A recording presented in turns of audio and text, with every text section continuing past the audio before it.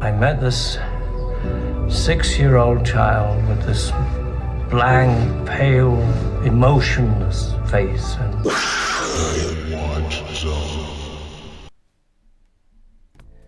Okay guys, we've been talking about some different theories and ideas for Halloween Ends as it comes up in October. So this has been a lot of fun, and it seems as though you guys are enjoying the conversation too. Some of you have had issue with some of these theories and thoughts, and I understand that. It is very controversial, but I find it as a fun exercise as a fan of this franchise since I was a little kid, probably about 7 or 8 years old. So anyways, here's the new theory, and I actually wanted to talk about this in my original Dreamcatcher theory episode, but I decided to just keep that simple to kind of give you guys the idea of it first, and now taking some time with some videos to elaborate. But the twist on the Dreamcatcher theory, if you've seen that video, the Dreamcatcher theory is that at the end of Halloween Ends, that Laurie Strode wakes up from a dream or a nightmare or a fever dream, and the events of all of the movies after Halloween 78 were her dream. Now, that's an interesting thought, but here's the twist to that. What if at the end of Halloween Ends, we find out that it is a dream, but not Laurie having the dream? Instead, it's Michael Audrey Myers. He's having visions of these movies, this franchise, his being, and so forth. And the reason that I find this interesting is because, especially in these movies, we've been shown that Michael has these moments where he's staring out of the window, he's looking beyond himself, and so forth. We've also seen that in earlier movies, like in Halloween 2, when he was staring out of the window when supposedly they wanted to do a sibling angle, that Laurie came to visit him, and he's just staring. We've also seen that in the Rob Zombie movies, that he's just so detached.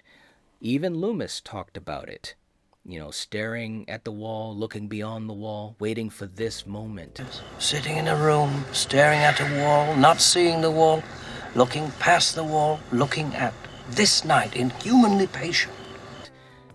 And so forth. So what if all of this is in the head of Michael Myers? That, to me, could be very interesting. And here's the reason why. One, again, just like with the Dreamcatcher theory, it explains the inconsistencies of the franchise. It's a wink and a nod to us as the fans and the viewers.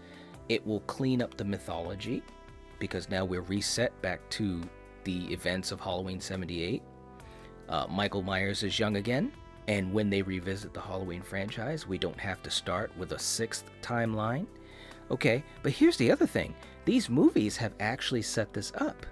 We saw in Halloween 2018, those moments of him just staring at the beginning of the movie before he even gets the mask. We saw the events in Halloween Kills when they showed the recreation scene, when they talked about how he would just stare out of the window.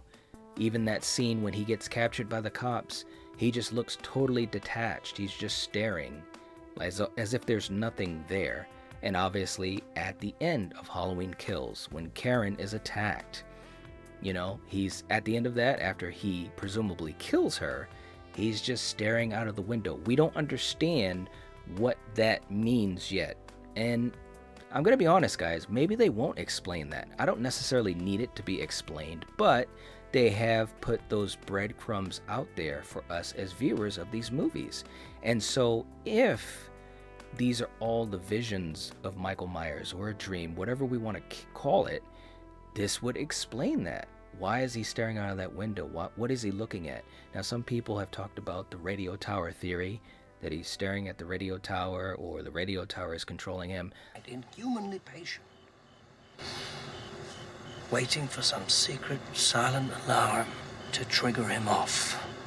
There is a little bit of that kind of is intriguing, but overall, I don't really like that theory.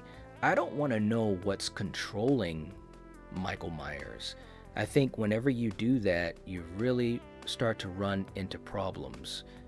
We've seen that before with the Curse of Michael Myers, and I've talked about that in other videos. So I don't want to know what's controlling him. I don't want a person controlling him. I don't want a radio tower controlling him. I don't want radio waves that had infected his mind so he would be pure evil. That takes away from the strength of Michael Myers, in my humble opinion. But if he's staring out of that window, and that window is just basically like the emptiness of his mind with these visions, and in these visions are all of these movies, all of these different timelines and so forth, that could be interesting if they do it right. Now again, with any of these things I talk about, with any of these theories, if they do it in a way that doesn't make sense or it's not executed well, then it's not going to work. Okay, so we understand that. What I'm saying is, if they execute it the right way, it could be very, very interesting, and it'll do so many positives for the franchise. Now, some people would say that this would weaken this trilogy because these moments didn't happen, and I understand that. But again, this would do a hell of a lot more good franchise-wise than the bad that it could do for these three movies, in my opinion. You feel it. And I'm not saying that I'm right or wrong, it's just my opinion as a fan that has watched all of these Halloween movies over and over many times since I was a little kid. So anyways, let me know what you think, guys. Do you think that there's any way that this could end with it being Michael who is seeing these things happening, whether it's in a dream or obviously when he's doing his staring out of the windows and so forth? You know, is that the reason that he's staring? Because he's actually seeing things in his mind and playing them like a movie? And I don't mean that literally like he's playing a movie in his mind. I'm just saying kind of like when you have a dream and you see those things in a dream. You know, if he's staring out of a window and he's almost kind of dreamlike, would that make sense to you? You know, would you like that? Let me know down in the comment section down below. What do you think about this twist on the Dreamcatcher theory? Do you find it interesting at all? Do you see any positives in it at all? Let me know. Please give the video a like. That would help support the channel. And if you're not subscribed to the Nightwatch Zone, what are you doing? This is the time to do it. We're having a lot of fun with all of these discussions. So anyways, if you're watching this, if you're listening to this, you are the Nightwatch. Peace out.